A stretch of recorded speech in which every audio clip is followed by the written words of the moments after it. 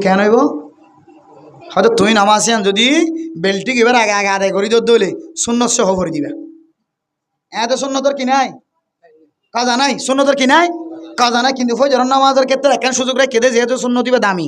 বেলটি এবার আগে আগে ভরে তোর দইলে কি সহ ভরে দিবা দিবা সুন্নত সহ ভরে দিবা বেলটি এবার আগে যদি নামাজ ফজর নামাজ ভরে দিতে চান গোসল আসল করি অসুস্থ অথবা বিয়ার মাইজ অথবা কোনো তো দাম না হব তোমার তো নামাজ ফরজ গিয়ে সুন্নত গিয়ে জানো না তাহলে তাহলে তুই ফরজ আদায় করিবার আগে কি আদায় করিবা এরপরে ফরজ শুধু হন নামাজও রেতে পারিন আবার টাইম হতুন করে ধরে দিয়ে